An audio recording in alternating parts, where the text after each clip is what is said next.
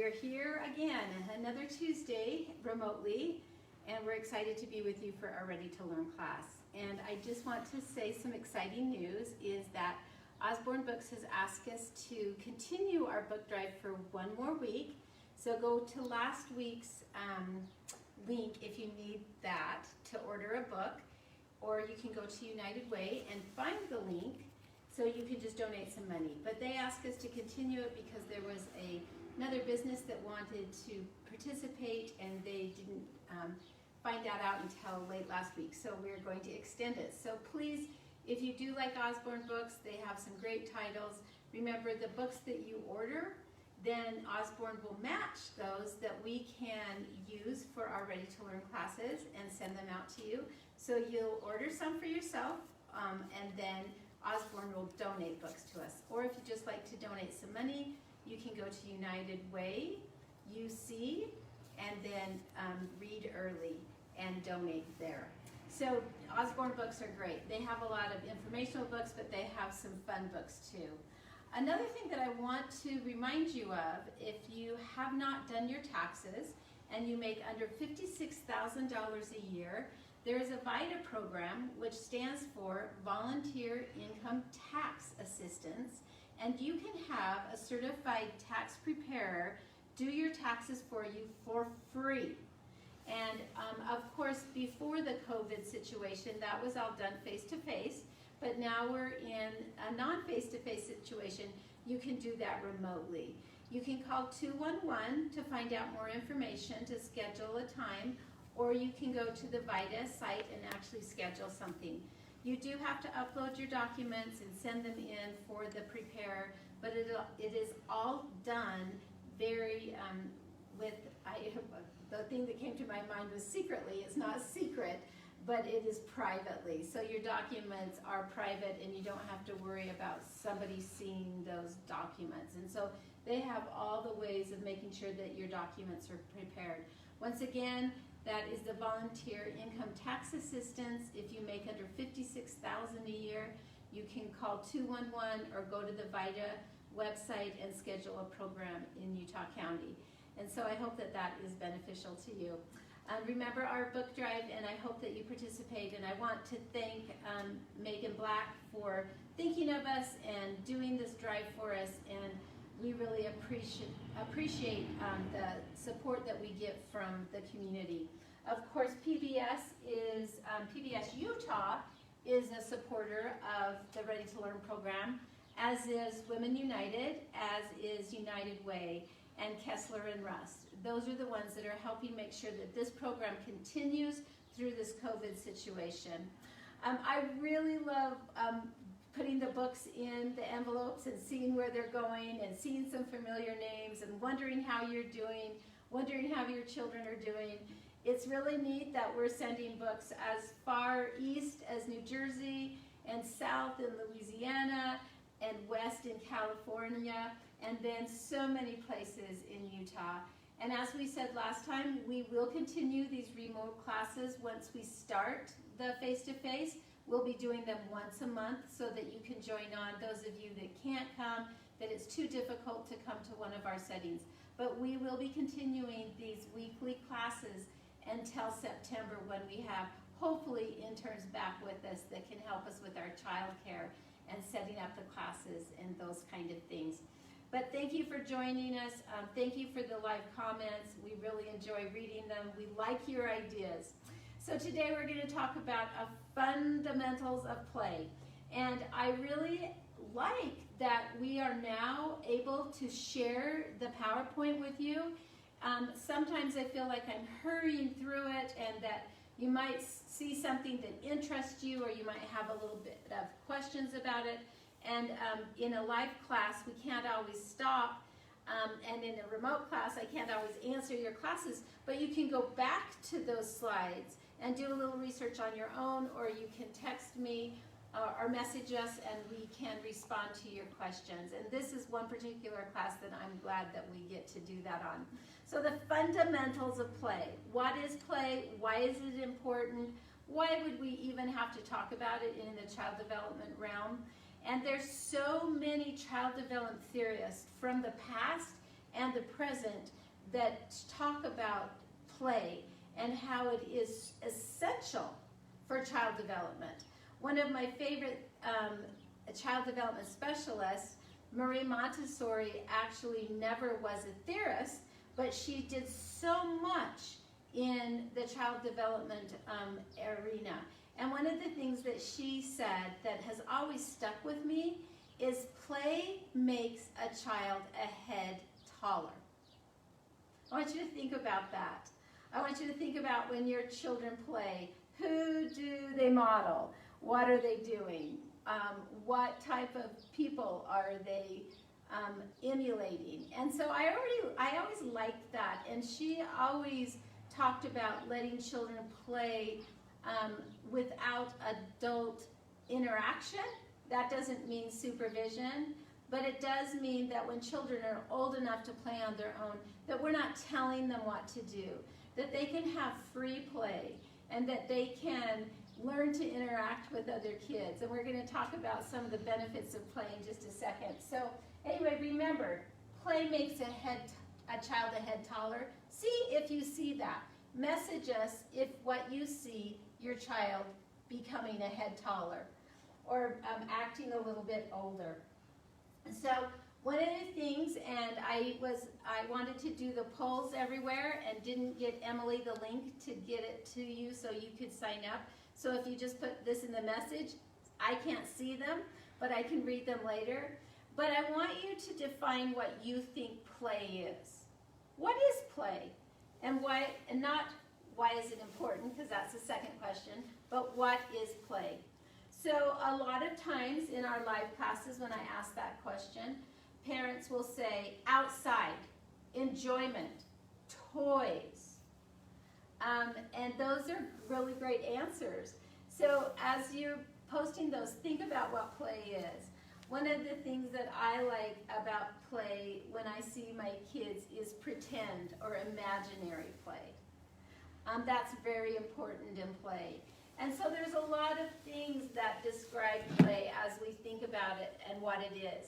Now, if you were taking a test in the child development area, what you would say that play would be is a child's work. And it's really interesting when you think of that play is so important that we call it a child's work. Now, that does not mean we want this to be something that children don't enjoy or that they dread. I love my job. I feel like I have one of the best jobs in the whole wide world, and I work with some of the most amazing people, our staff, like I've said before, and our staff at United Way that supports us. So I do enjoy going to work every day. I enjoy what I do. I enjoy interacting. And so I'm lucky that I have a job, or what I do at work I really enjoy. And that's what we want children to do. But I want you to think about that if a child only could go to their work 20 minutes a day, how successful would they become? I've been teaching parenting classes, and all my kids as adults keep wondering why I'm teaching parenting classes, but I know the information, sometimes I don't always know how to implement it. But as a child is able to do their job, are they getting enough time to do it? Most of us spend 8 to 10 hours doing our work every day. Children should be spending the majority of their day in free time playing.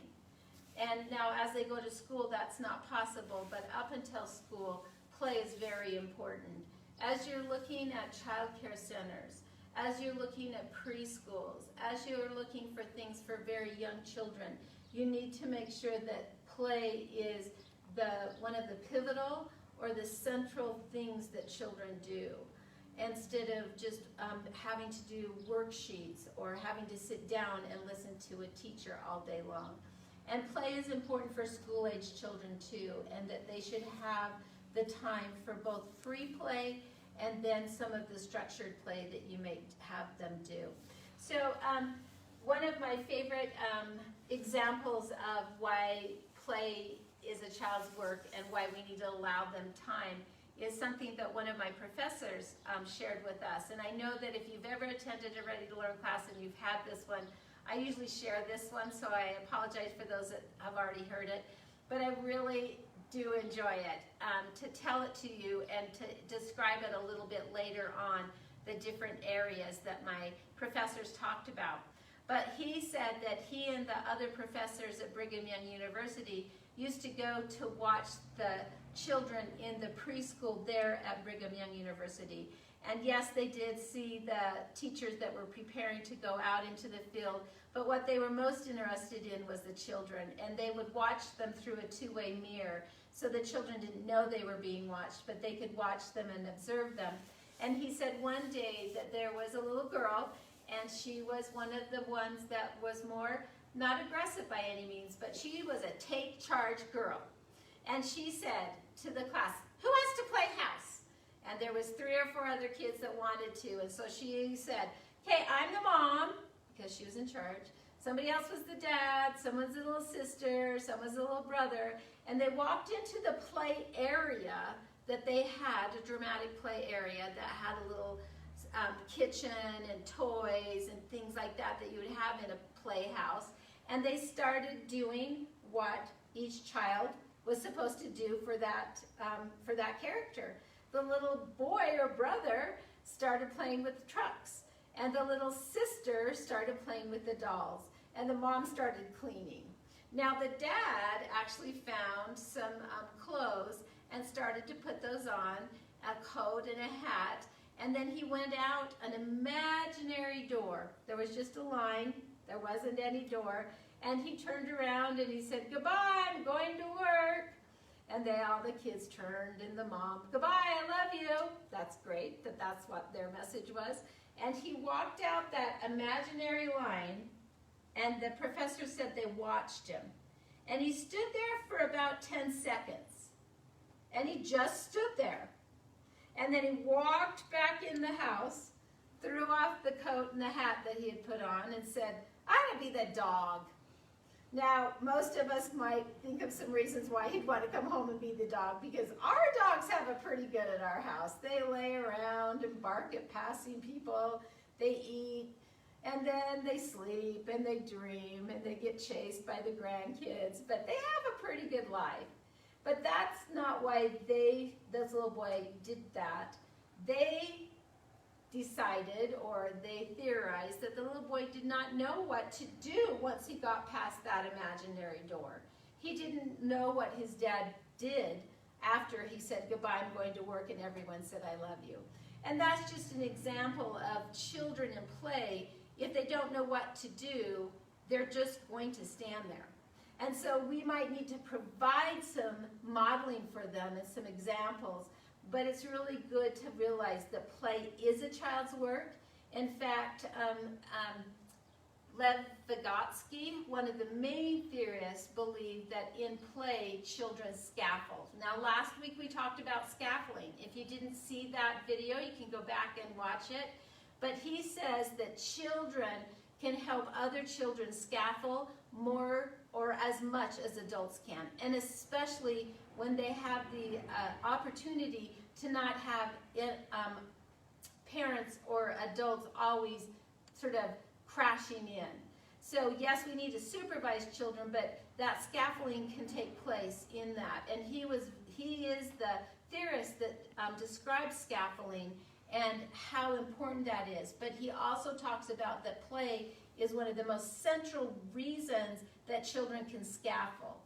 Another theorist talks about that play helps with cognitive development and language development. We're going to talk about those in a little bit later, but just think about what play can do.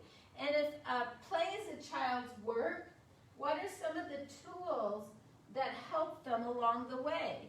I have tools that help me, or I have been able to acquire abilities and different understandings through my job. And if what tools do children gain as they go to work every day? Let's just read a couple. I'm going to just talk about a couple of them. We're going to talk about imagination a little bit later. But responsibility is one of the big things. If your child has a toy, or if they have a bike or something, to learn to be responsible for it and to take care of it. That's one thing that child can do for responsibility. Discovery is one of my favorite things. I was talking to my daughter-in-law just this week, and I just started reminiscing, Pat, about my life. And in my the church that I attend, I tend to work with the 18-month through 3-year-olds, and I started thinking of all the kids that I've been able to be around and how much joy that they've brought me. And one of the things that I've always noticed in when children are able to play is the discovery. I don't know how many of you remember the Tupperware shape ball, and such a great toy and activity. If you don't have one, I don't know that you can purchase them anymore. But it's a ball that twists, but it has different shapes in it. And one Sunday I was in with the 18-month-old children, and they had that shape ball, and one of the shapes is a star. And it's the most unique shape of all the other ones. And he didn't play with any other shapes but that star. And what he would do was take that and he would try to fit it into every shape. And I think that there was about 12. And then when he found the star, sometimes it was in the middle, sometimes it was at the first, sometimes at the end, his face would just light up. And over he did that. And just that discovery. Cooperation, we'll talk about sharing in a little bit, but they learn to cooperate. Problem solve. I have said this in the storytelling workshop, and then probably in another one where we talk about imagination. But a lot of research has shown that children that have a healthy imagination are better problem solvers as adults. They can think outside the box. They've learned how to take a box and make it a rocket ship, or take different pots and pans and make a drum set. And so problem solving is one of the greatest things that can happen with play. And a lot of times those problem solving skills are with the social and emotional, learning to the give and take of having friends and cooperating and problem solving. What happens when a child gets mad at you. Now, I'm going to stop here for just a second, and I want to talk to moms and dads that have children that are between the ages of 4 and about 6. Now, about this time, children go through a phase where they like to be in charge, and they're pretty bossy, and they like things a certain way, especially in their own home or in their own surrounding. I have had so many moms and dads say to me, I'm worried about my child because they're so bossy. And the first question I do ask them is their age, because it's very typical between the ages of 4 and 6 to have children be in charge. That's part of their development. Now, one thing that I want you to think about is when children come over to play and you hear your child bossing them around, that doesn't mean that you should encourage it. You might talk to them, but it is normal and you need to help them have other ways to deal with it. But is that child bossy at school? Is that child, when he goes to another child's house, can he be the lesser role? And that's the difference. Usually children in their own surroundings where they feel the safest, they're going to be a little bit more upfront than when they go to other places. So talk to teachers, talk to other parents. How did my child do? Did he tell everyone what to do? You'll sometimes find, wow, he doesn't act like that at home. And that's probably because it's a developmental phase. Now, if he doesn't, it might be their temperament and personality, and then you do need to really teach and model behavior of cooperation so your child doesn't start to get left out. And so if any of you are concerned about that, that's just a little side note. Okay, I'm going to go on, but all of these different things, you can look at these later on. These all come from play. Now, there was one word on there that I have to say is my soapbox, and it's called language development. And I talk about this a lot. Last week I talked about how language development, bonding attachment, hearing, and sight are critical. There's critical times in the early childhood development that we need to address for those different domains to be able to develop in a proper order. And language development is one of those. Play gives us so many words and such new vocabulary. I've learned, I have a grandson that loves to play with Beyblades. I never even knew what a Beyblade was until he came into my world and showed me, and I've learned lots of different words from him. There's lots of things that children can learn vocabulary from. But I want to show you, and I want you to study these slides because I know you're not going to be able to see them very easily as I'm presenting. So if you can go to your slides, do. If not, go back to them. But here is the perception area of when a child is talked to, and then the production. Now, perception means that children's brains, and this is from the University of Washington, that children's brains, where those neurons are lighting up and are being, the neurons and the axons are firing, and they're making connections. Now, in a newborn, the perception when a child is talked to, sung to, is pretty lit up. The production where they're going to make words or sounds is almost, there's nothing there, is there? Now this is a newborn, and this is a child that is talked to, read to, sung to. Now 6 months later, we see that the perception area is not as bright, but it's getting bigger.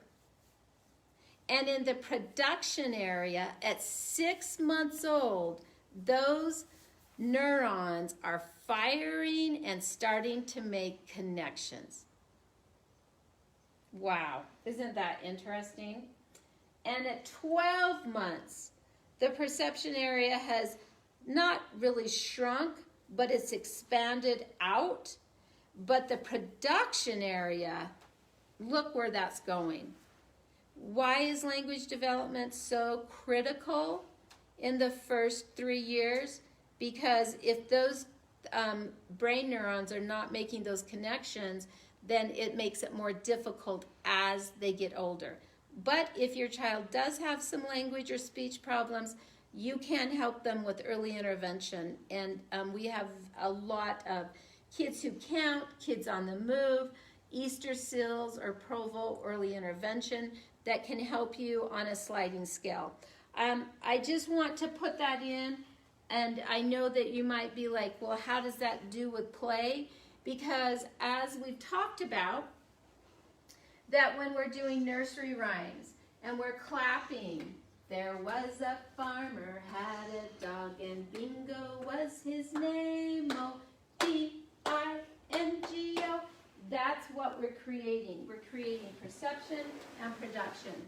I wonder sometimes what the production area or the perception area looks like with a teenager, because it never seemed like my teenagers ever heard a word I said. I studied early education, so I don't know. If any of you know that, let me know. So we're going to go on. Now, this is where it gets maybe a little not fun, but these are different areas of play. When I was studying child development in my undergraduate work and in my master's programs, play was a very important part of our studies and what it did. We're just going to scratch the surface, but there's lots of books out there that you can read and lots of things on YouTube, lots of research. We've had research come out of Brigham Young University and Utah Valley that can help you understand that. But we're just going to talk about some of the types of play. I remember studying for a test, and my husband said, "You have to take a test on play?" And I said, "Just some terminology."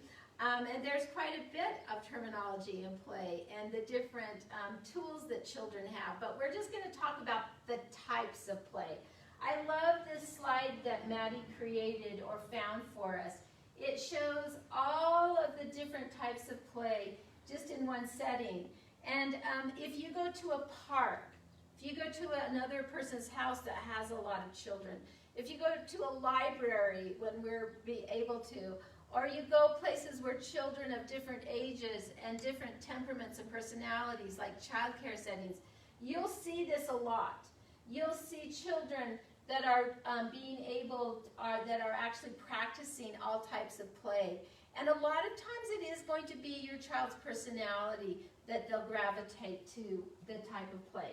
Now, one type of play that might not really be shown here in a really great way is the unoccupied, because this is about the only time we want to see it is in a baby, and that's why it's not included in that slide. Now, you have seen your brand new infant just seem very unoccupied, and they're looking at the lights, or they're looking at their surrounding, or their hands, or their foot, and they're not really seeming occupied, but it's a foundational type of understanding the environment around them. And then as a child gets to be about 4 months, you can introduce different sounds, like a rattle, or a sensory blanket for touch. But don't overload them. Don't feel like a child needs to have a lot of toys at this time, because they don't. They can just use their own environment. One child development expert talks about that in a lot of countries that they use their mom's scarves or colorful fabrics, and they're very well attended to, but that's what they give their child. They don't give them a lot of toys. How many have seen an infant just sit there and scrunch wrapping paper from a Christmas present or a birthday present? That would be as they get a little bit older in an unoccupied play, but they don't seem to be really having a purpose, but there is. Now, this is one type of play that if you see a child that's older, should not be typical. And that's when you're going to want to make sure that your child is developing as they should be. Because a child will outgrow this type unless there might be some developmental delays, both in their cognitive, physical, or social and emotional. One of the things that I want to caution is that you have probably heard that children that are autistic will drop something repeatedly. And children that are not autistic will drop things repeatedly on purpose. And the difference is that what you want to look for in a child like that is when children are doing that activity, does the child look at you and make eye contact, and does it become almost a game? What we start to worry about is when there's no socialization, and that would be considered the unoccupied play. And so if you have questions, you can call us, or you can call 211 and ask for Help Me Grow, and they can answer questions that you might have about your child's development.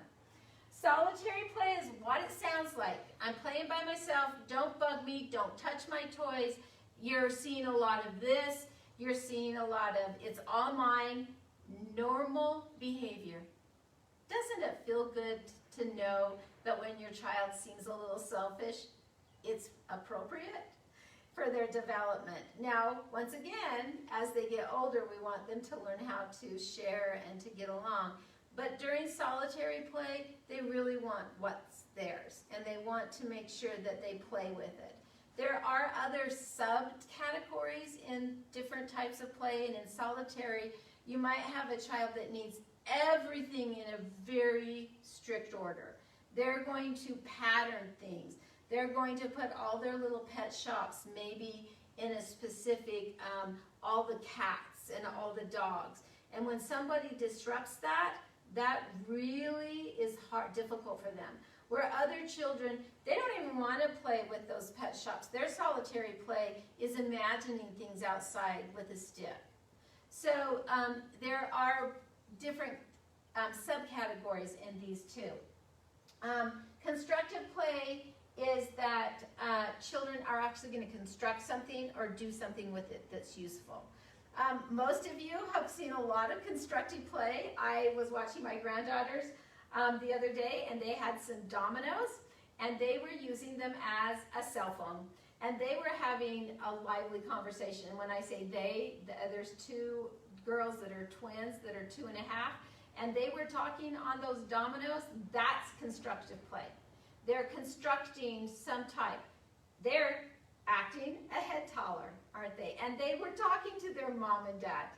And they were actually having conversations with those dominoes with themselves. I thought it was very fun. In this beneficial toys, our keyword is blocks. So there's our keyword today. Blocks, sandboxes, chalk, anything that children can really experiment with. I know it's a messy time during this solitary play, but we call children at this time little scientists. They're exploring. They want to see how everything works. What if I could put 12 pair of socks down the toilet, what's going to happen? So a little scientist and a lot of solitary play. The onlooker play is one of my favorite ones to watch children do. In fact, I love this slide that we have, but I also like this one. See that onlooker? He's usually, an onlooker is going to be someone a little bit younger than the rest of the group. For most of the times, not always, but usually they're a little bit younger, and what they're going to do is they're going to really be intently watching what other people are doing, and they're going to get into it. Now, do adults do onlooker play? If you're a sports fan, you do it all the time. If you're a TV watcher and you cry when a series is over, you're probably in that onlooker entertainment. And mine is reading a book.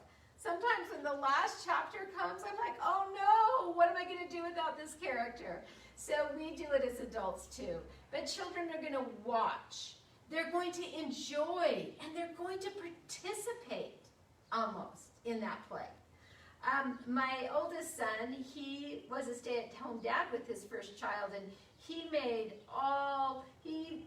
did everything that he could to make sure that his child was developing. And he would go to play groups and to story time, and he was usually the only male there. And he did call me one day and he said, Mom, I'm just going to call my grandson Sam, I take Sam to this storytelling and play group, and all the kids are running around and they're interacting, and he just sits on my lap. He doesn't want to leave my lap. And I said, are most of the kids older? And he said, well, some of them are about the same age, but they have older siblings, which is normally the case. And I said to him, what does he do when he gets home?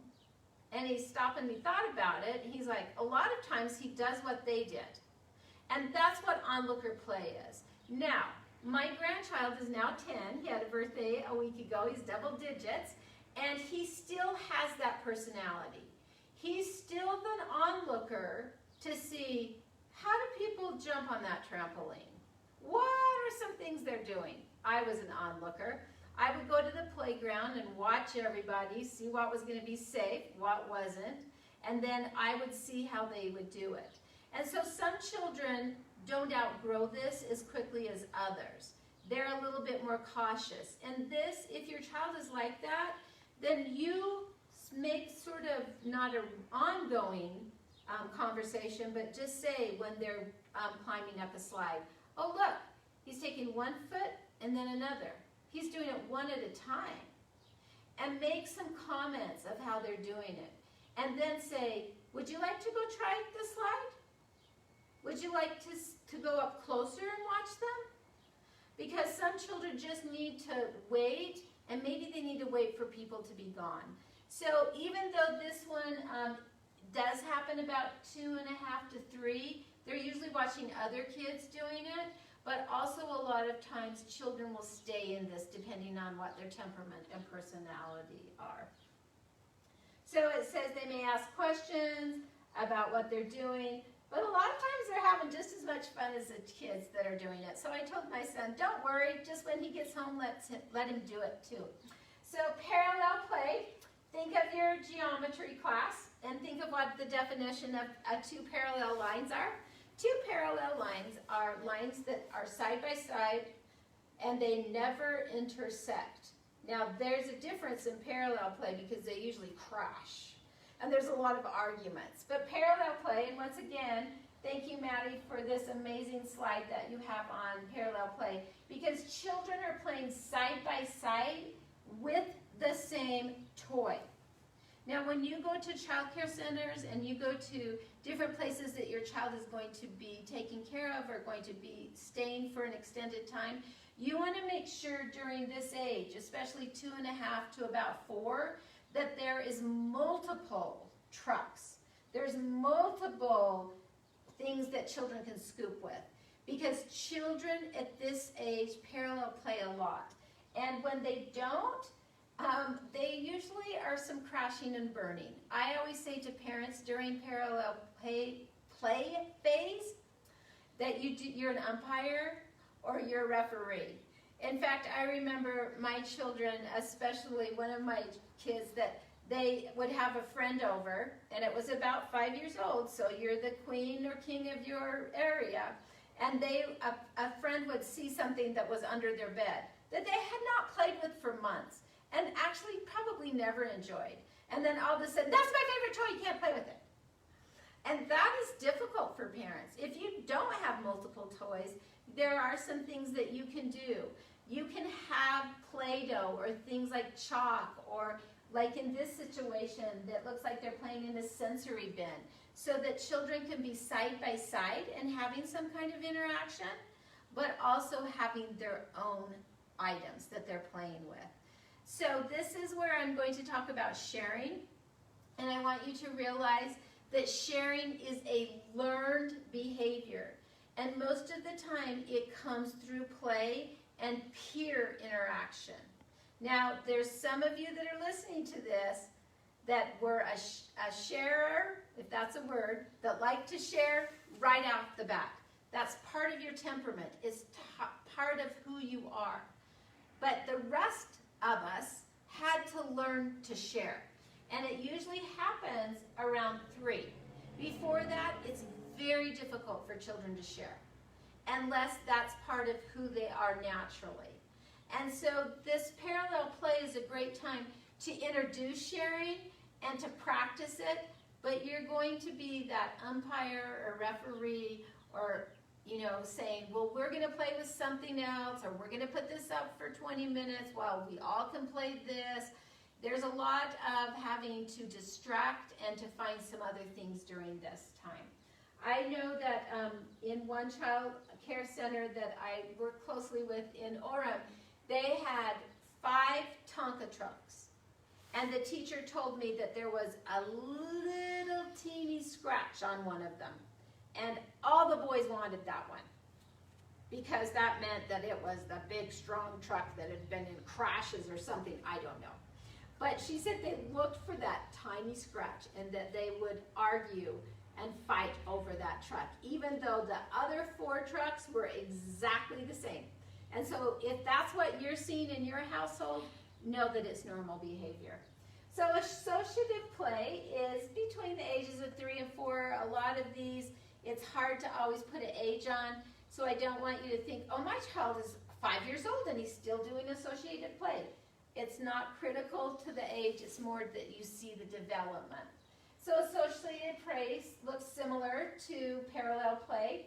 And a lot of times this is something that we test for kindergarten readiness. Can we play with somebody else? Can we share? You're going to do your own thing, but it usually relates to somebody else, and you're going to be doing it with somebody else, and you might be talking about your creation and how you're going to do it. And you're going to, a lot of times in associative play, you'll see a lot of trade-offs. So you'll see children in the block area, and then some children bringing some cars over, and they'll start to associate those. But the child that's making the road is going to still be in making the road, and the child that has the cars is going to be in charge of that. And so there is some association there. It's where children can share, that they have learned it, but it's still difficult. In cooperative play, this is 4 and up, so I hope you were there as an adult, but sometimes we slide down. A cooperative play coincides with when your child goes to school. Isn't that interesting? We go back to our child development expert, Vygotsky and Piaget and Marie Montessori, who talks about that peer interaction is one of the best teachers for play. And so remember that as children go to school, they're going to do this cooperative play. It's going to be more structured There's going to be rules. There's going to be an outcome. And you have to work together for that outcome. I don't know if any of you play board games with your children, but I did, and there was one particular game, I'm not going to mention it because I mean, not that I didn't like the game, but it just seemed to last forever when I played it with my kids. And so I would sometimes stack the deck that they could win. Even though we were cooperative play, they always seemed to win. And I remember my daughter, she wanted to take that to the neighbor's house to play one day because she's like, I've never lost this game. And it was true, she hadn't when she played with me. But when she came back, she looked a little defeated because A, they played the rules the way they were supposed to be played, and there was no stacking the deck. But she learned to cooperate, she still learned to play the game, and then I started to play a little bit more fairly. I know my grandson, he loves to play games, board games with his great-grandma, and we were playing the board game Sorry, and we were cooperating, and he said to me, now Grandma so-and-so, when we play Sorry and you get on slides, you don't knock the person home. You can't knock me home. I'm like, well, can you knock me home? Well, yeah, but you can't knock me. That's Grandma's, great-grandma's rule. And I said, well, I'm not great-grandma, and we're going to play by, if I can do it, you can do it. So which are we going to do? And it took him a couple games till he worked up that we were both going to be able to use that slide and crash people. But that's cooperative play. Now, when children are in their own domain, they're going to set the rules.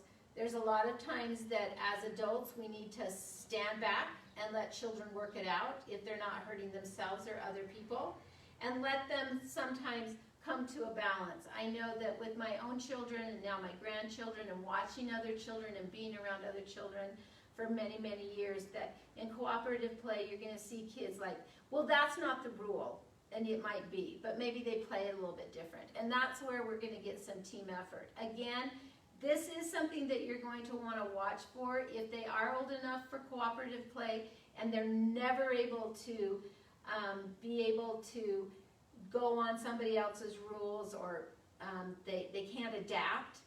Then there might be some things that you can do to help them realize that maybe in this, at their house, they're going to do something a little bit different.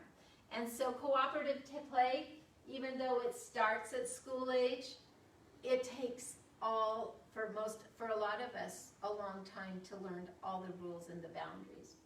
So I'm going to go on and talk about, I'm just going to change my PowerPoint for a second. Remember, the word is blocks for today. We're going to be looking for blocks. Now, how can you help your child in play? Last week, we talked about cognitive development and the different areas that children develop in. They develop their cognitive or reasoning or thinking skills. They develop their fine and gross motor skills or movement of their body. They develop their social and emotional skills, and they develop their language skills. And so play is one of the things that as children do that simultaneously they're interacting in all of those domains.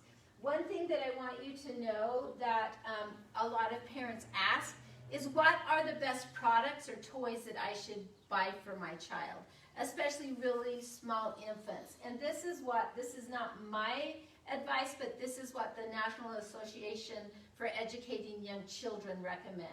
Sensitive, consistent, and responsive caregiving creates a safe and secure base.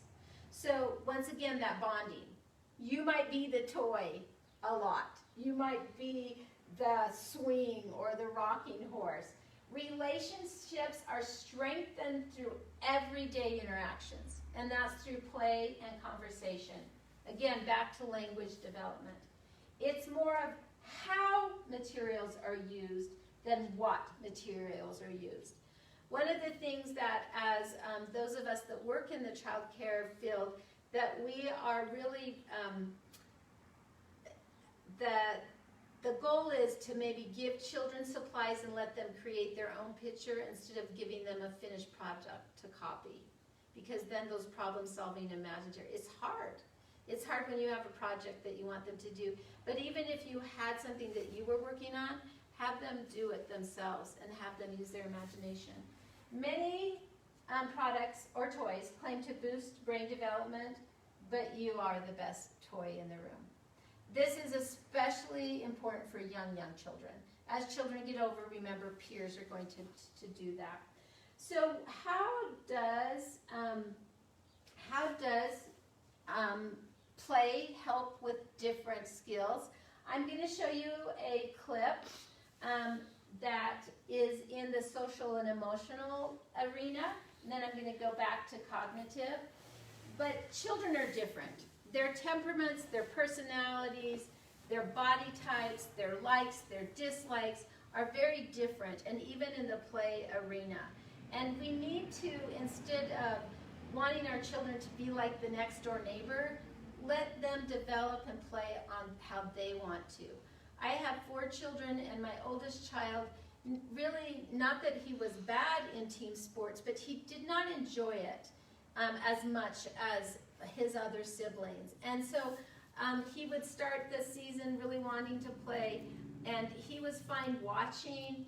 He didn't play a lot, but as he grew, he found sports that he liked, like tennis and golf and bowling, that were more one-on-one or done in a smaller group, and that fit his personality a little bit more.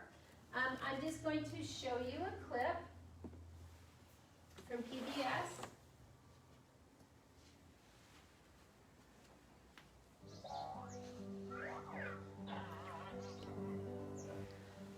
Hey kids, it's Miss Kelsey. Today we're going to talk about how amazing you are. Did you know we are all different? We all have different likes and dislikes. And being different makes us all extra special. It is like we are all different colors of the rainbow, where our differences make us all beautiful. Ask a friend today what their likes and dislikes are, and give them a high five for being so awesome. Keep being your awesome, amazing self, and I'll see you next time.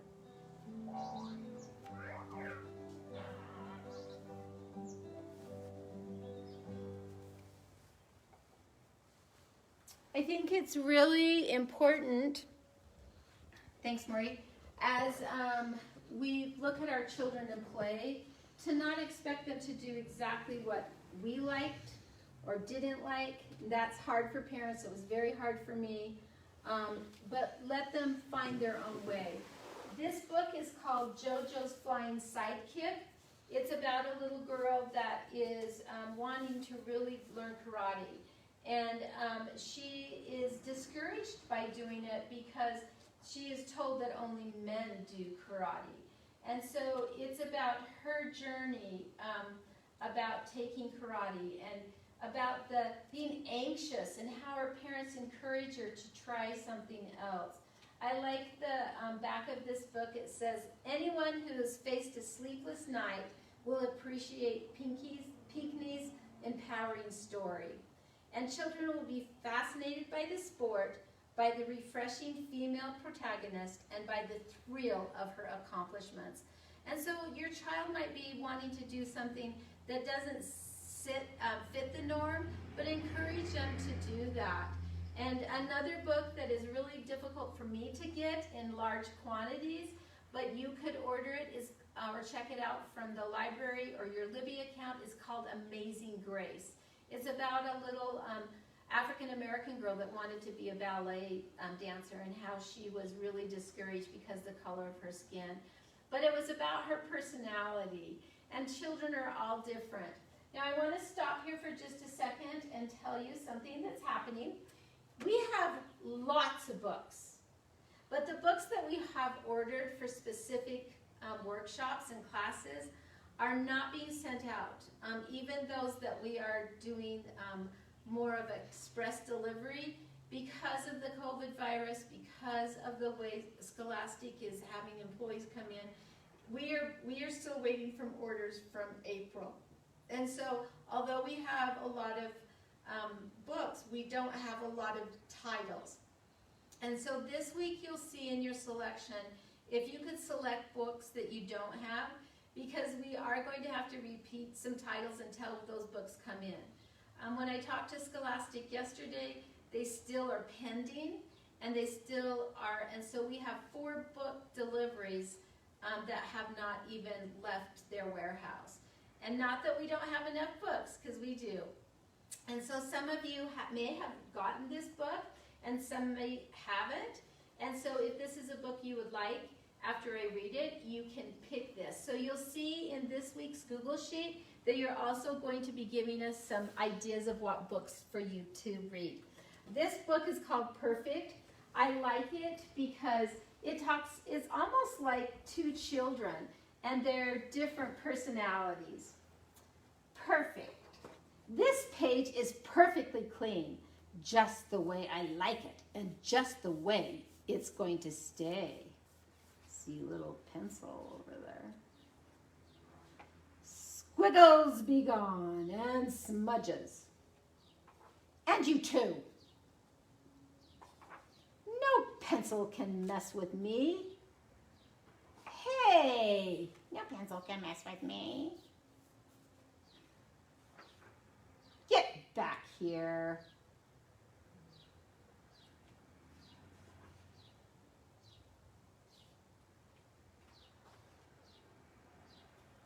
This is going to be difficult.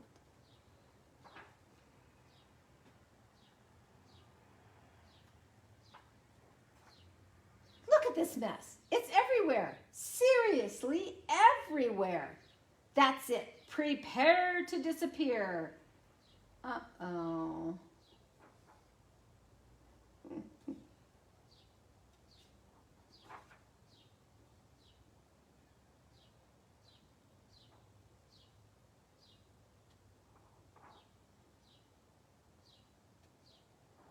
I'll never be able to fix all of this. Why? Humph, no, not bad. Here I go. Eat my dust. Woohoo! Poof. See, no pencil can mess with me. Perfectly clean. Hey!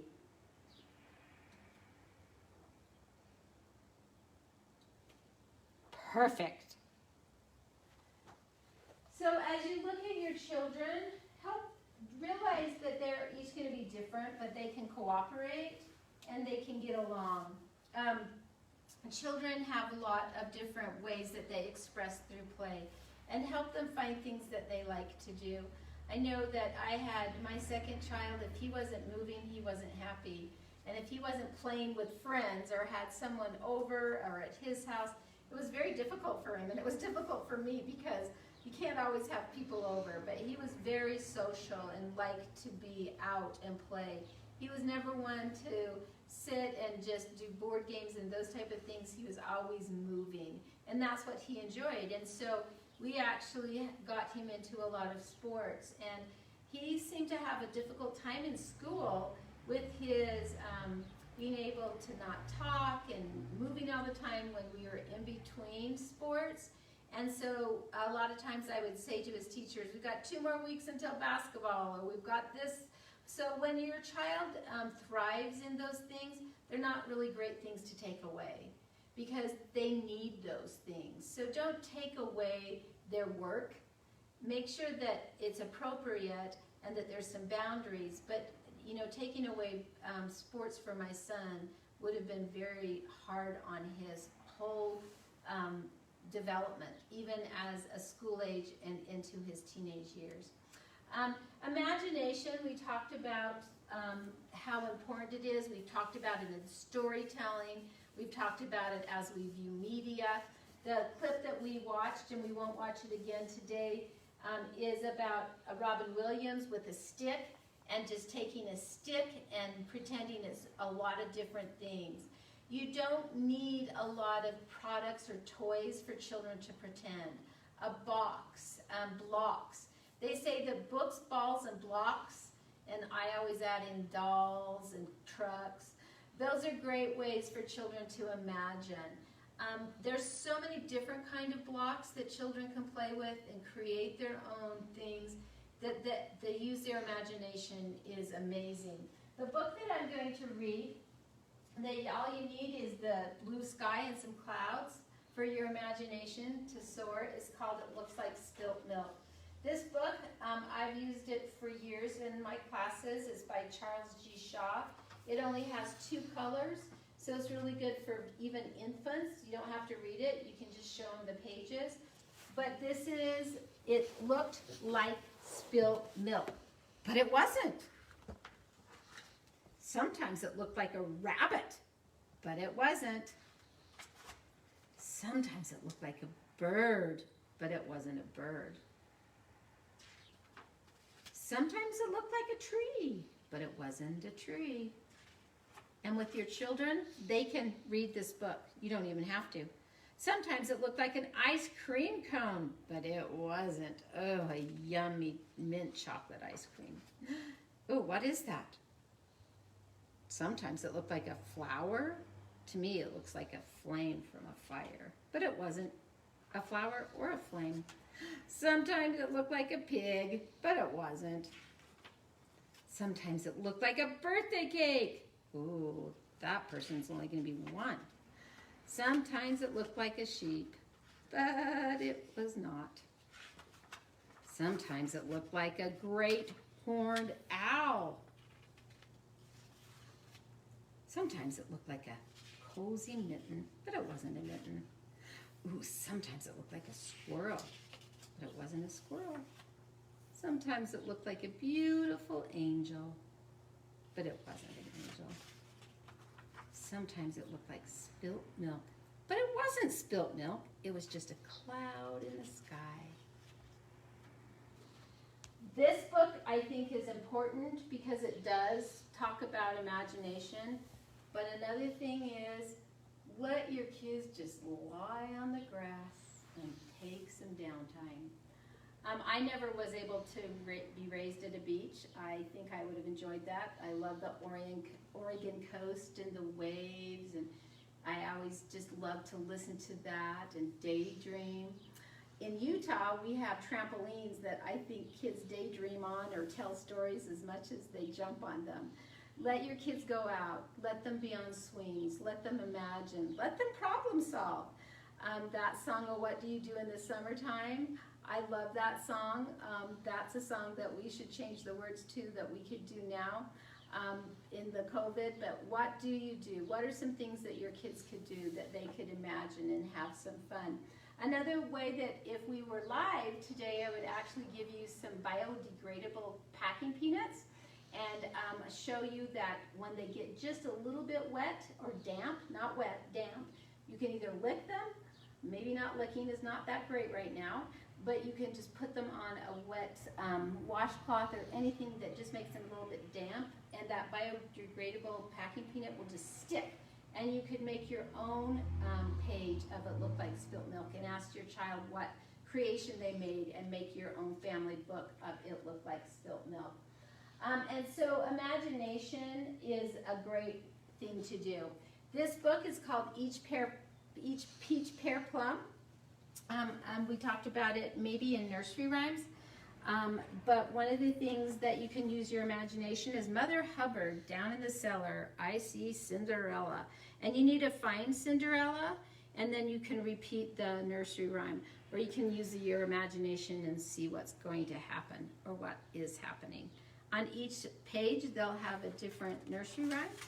Cinderella on the stairs, or a fairy tale, I spy the 3 bears. And then you need to find those 3 bears and then talk about what's going on.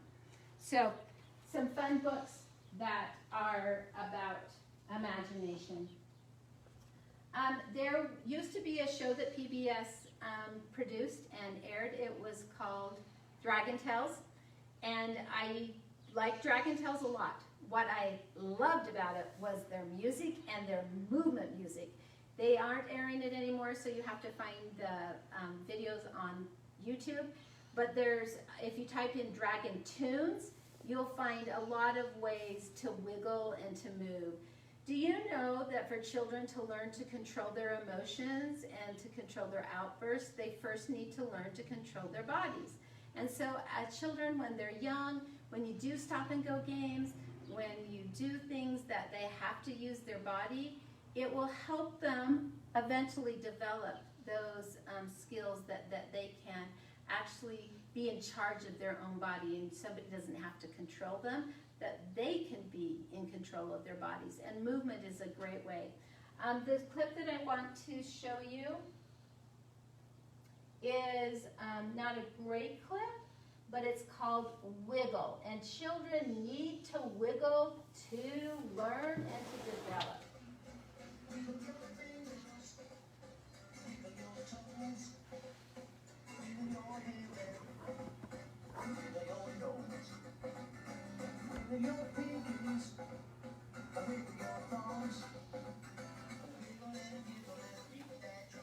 Come on and let's get busy. Waveland is so much fun. Come on and let's get busy. Lots of fun now, everyone. Na na na na na, wiggle up. Na na na na na na. Na na na na na, wiggle all around. Na na na, the wiggle song.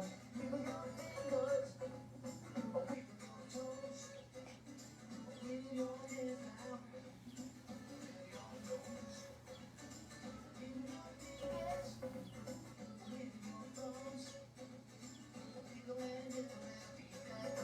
Come on and let's get busy. Waveland is so much fun. Come on and let's get busy. Lots of fun now, everyone. Na na na na na na. Wiggle up. Na na na na na. Na na na na na. Wiggle all around. Na na na, the wiggle song. Na na na na na. Check out their other songs. They have lots of great songs, but one of the best ways that play helps a child develop is through their physical skills. Their fine motor skills, Legos, Play-Doh, coloring, playing, picking things up and down will help develop those fine motor skills. But running and jumping and swinging are all gross motor skills and things that children can do. Now, one of the books we have ordered, but we don't have it in, but it will be the activity that you use, is from the books From Head to Toe. And let me just grab it to show you what you'll get. It's an Eric Carlisle book, and you will need to cut these out. In the book, it shows animals making these different movements, but you will have a child pick a word, or you'll pick an activity or a physical movement. And this one is, I can turn my head. And it goes through all of the different movements that the animals do in the book. Stomp my foot. And then have your child do it. Now, this one's wiggle your toes, like we just did. You can have your child read them. Or you can act it out and tell which one they're doing. Or they could pick this one and decide what they're doing in it. But there's some fun books that have a lot of movement. Animal Action, A to Z, is another book that we've ordered that talks about different movements and how different animals move, but children can do that. Another one is Where the Wild Things Are that we have read, Skippy John Jones. One that I'm not able to buy anymore, but I would encourage you to try to find it either in the library or through Amazon. It's called Clap Your Hands and Stomp Your Feet. It's Clap Your Hands, but shake your arms and take a seat. Find something little, find something big. And it just goes on that every page a child is either doing something or having to find something. So Silly Sally is another one that you can have children move to.